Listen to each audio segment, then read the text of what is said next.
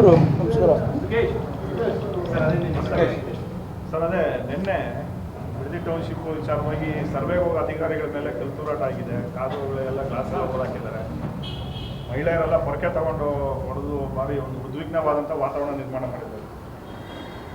ಒಂದು ಇವತ್ತು ನಾನು ಸಹ ತಿಳಿದಂಥ ವಿಚಾರ, ಇವತ್ತು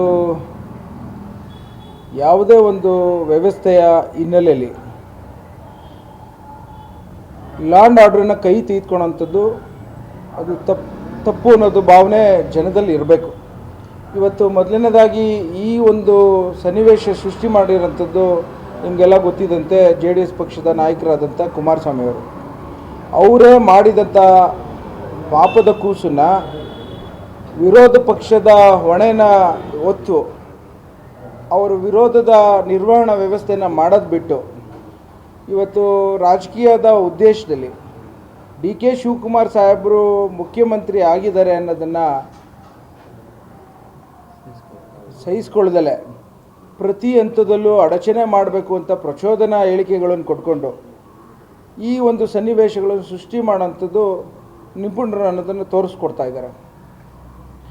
ನಾನು ಒಬ್ಬ ವಿದ್ಯಾವಂತನಾಗಿ ಇವತ್ತು ಪ್ರತಿಯೊಂದು ಹಂತದಲ್ಲೂ ಉದ್ಯೋಗವನ್ನು ಸೃಷ್ಟಿ ಮಾಡಿಕೊಡಿ ಅಂತ ಹೇಳಿ ಕರ್ನಾಟಕದ ಯುವ ಮಿತ್ರರೆಲ್ಲರೂ ಸರ್ಕಾರಕ್ಕೆ ಒತ್ತಡ ಆಗ್ತಾ ಇದ್ದಾರೆ. ಅದೇ ರೀತಿ ಯಾವುದಾದ್ರು ಹಿಂದೆ ಜಮೀನುಗಳನ್ನು ಅಕ್ವಿಷನ್ ಮಾಡಿರೋಂಥ ಹಿನ್ನೆಲೆಯಲ್ಲಿ ಅದಕ್ಕೆ ಪೂರ್ಣವಾದಂಥ ಒಂದು ಅಂತ್ಯವನ್ನು ಕಾಣಬೇಕು ಅನ್ನೋ ಒಂದು ಉದ್ದೇಶ ಬಿಟ್ಟರೆ ಮತ್ತೊಂದಿಲ್ಲ.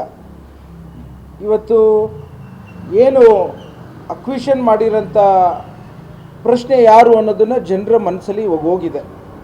ಏನು 2004ರಲ್ಲಿ 2006ರಲ್ಲಿ ಅಕ್ವಿಷನ್ ಮಾಡಿರೋಂಥ ಕುಮಾರಸ್ವಾಮಿಯವರು, ಇಂದಿನ ಮಾಜಿ ಮುಖ್ಯಮಂತ್ರಿಗಳಾದಂಥ ಕುಮಾರಸ್ವಾಮಿಯವರು ಆ ಸಂದರ್ಭದಲ್ಲಿ ಅಕ್ವಿಷನ್ ಮಾಡಬೇಕಾದ್ರೆ ಆಲೋಚನೆ ಮಾಡಬೇಕಾಯಿತು, ಇನ್ಫೋರ್ವನ್ನು ಅನೌನ್ಸ್ ಮಾಡೋಂಥ ಸಂದರ್ಭದಲ್ಲಿ. ಹಾಗೆಯೇ ತದನಂತರ ಅವರು ಅಕ್ವಿಷನ್ ಮಾಡೋಂಥದ್ದು ಪರಿಪೂರ್ಣತೆಯಲ್ಲಿ ಅವತ್ತಿನ ದಿನ ಕೆಲಸ ಮಾಡದಲೆ ರೈತರಿಗೆ ಅತಂತ್ರ ಸ್ಥಿತಿಲಿ ತಂದು ಮತ್ತೊಂದು ಹೊಡೆತವನ್ನು ರೆಡ್ ಝೋನ್ ಮಾಡಿ ರೈತರಿಗೆ ಈ ಕಡೆ ಕೃಷಿನೂ ಬೆಳೀಲಿಕ್ಕಾಗಲ್ಲ ಕಾನೂನು ವ್ಯವಸ್ಥೆಯಲ್ಲಿ, ಇಲ್ಲ ಅವ್ರು ಈಚೆ ಬರಲಿಕ್ಕೂ ಆಗದೇ ಇರೋಂಥ ಪರಿಸ್ಥಿತಿನ ನಿರ್ಮಾಣ ಮಾಡಿ ಸುಮಾರು 20 ವರ್ಷ ಕಷ್ಟವನ್ನು ಅನುಭವಿಸ್ತಾ ಇರೋಂಥದ್ದು ಇಡೀ ಒಂದು ಕರ್ನಾಟಕದ ರೈತ ಕುಟುಂಬದವ್ರು ನೋಡ್ತಾ ಇದ್ದೀರಿ.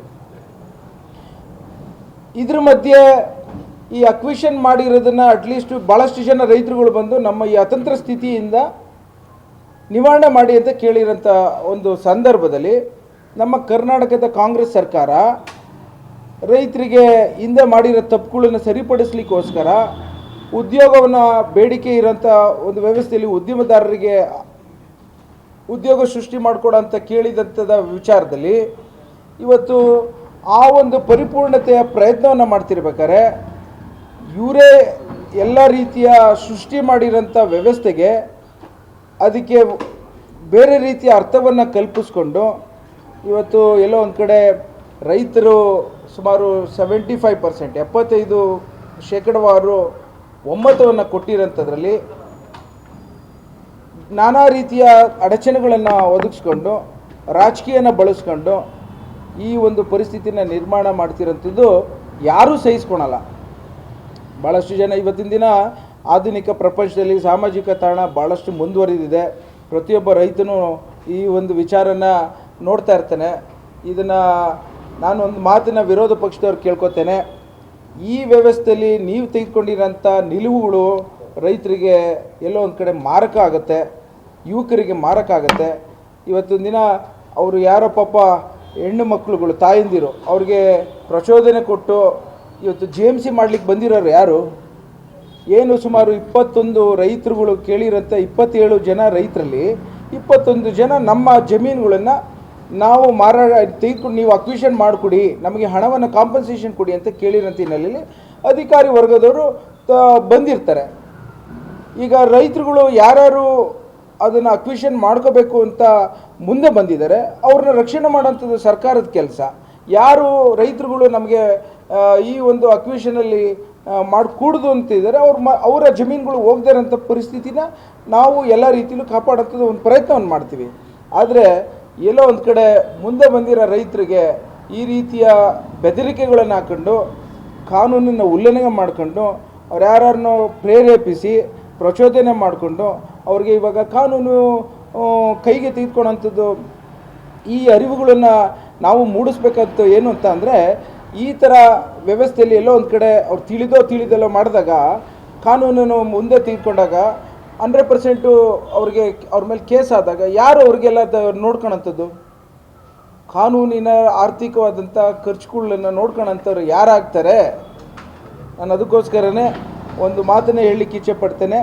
ಯಾರು ಈ ರೀತಿ ಮಾಡಿರೋಂಥ ಹಿನ್ನೆಲೆಯಲ್ಲಿ ಪಾಪ ಅವರೆಲ್ಲರೂ ರೈತರುಗಳಿಗೆ ಗೊತ್ತಾಗ್ದಲ್ಲೇ ಏನೋ ಮಾಡಿದಾರೇನೋ, ಇನ್ನೊಂದ್ಸಲಿ ಆ ಥರ ಮಾಡಬಾರ್ದು ಅನ್ನೋದನ್ನು ಅರಿವು ಮೂಡಿಸ್ಬೇಕು.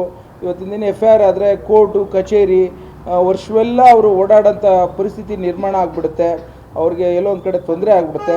ದಯವಿಟ್ಟು ಇದು ಸಾಮಾಜಿಕ ತಾಣದ ಮೂಲಕ ಮಾಧ್ಯಮದ ಮೂಲಕ ಈ ಥರ ಯಾರೋ ಹೇಳಿರೋಂಥ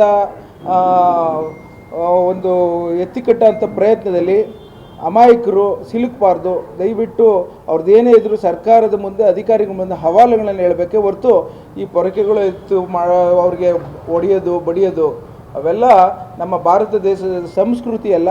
ಕಾನೂನು ಭಾಳಷ್ಟು ಶಕ್ತಿ ಇದೆ.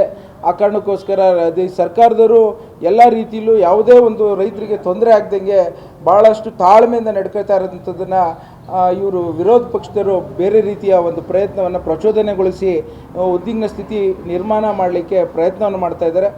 ಸೊ ಇದು ಒಳ್ಳೆಯದಲ್ಲ, ಪ್ರಜಾಪ್ರಭುತ್ವಕ್ಕೂ ಒಳ್ಳೆಯದಲ್ಲ. ಇದು ಎಲ್ಲೋ ಒಂದು ಕಡೆ ಮುಂದಿನ ದಿನಗಳಲ್ಲಿ ಅವರ ಉದ್ದೇಶ ಏನು ಅನ್ನೋದು ಸಾಮಾನ್ಯ ಜನರು ಅರ್ಥಕೊಳ್ಳೋಂಥ ಮುಂದಿನ ದಿನಗಳಲ್ಲಿ ಆಗ ಪಕ್ಷ ಈ ಥರ ತೆಗೆದುಕೊಂಡಾಗ ಆಗ